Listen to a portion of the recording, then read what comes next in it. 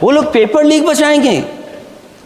किस कानून को, जो कानून पहले बनाया उसी कानून का संशोधन करके लेकर आए हैं। किसकी आंखों में आप धूल झोंक रहे हैं?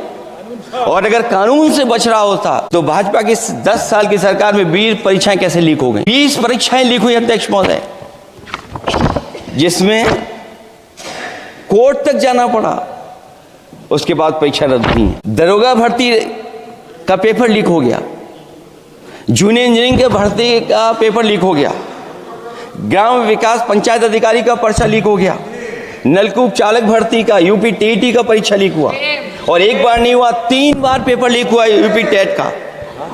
हाई स्कूल बोर्ड का परीक्षा लीक कर दिया, इंटरमीडिएट की बोर्ड की परीक्षा लीक हुई, इंटरमीडिएट का फिर परीक्षा का लीक हुआ, कई बार हुई।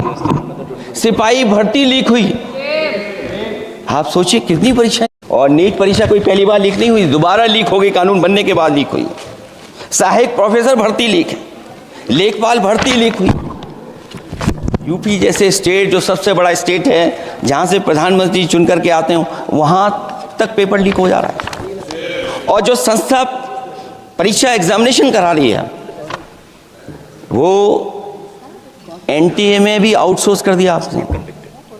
हम विपक्ष के लोगों को तो डर ये लगता है अध्यक्ष महोदय, कहीं ऐसा ना हो कि ये पूरी सरकार को आउटसोर्स कर दें।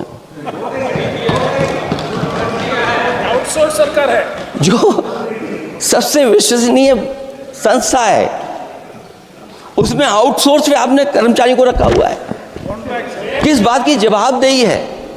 यही अकाउंटेबिलिटी है आपकी?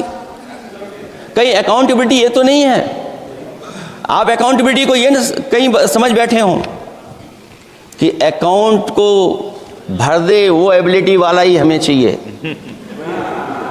कहीं वो अकाउंटेबिलिटी तो नहीं है। आप बताइए, एनटीए को आउटसोर्स किया हुआ है आपने।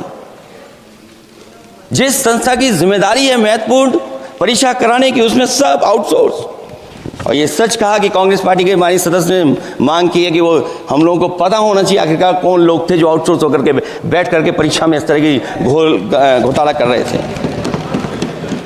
आखिरकार जवाबदेही क्या है, किसकी थी? और फिर केवल नीट की परीक्षा की बात करें और परीक्षाओं की बात करें,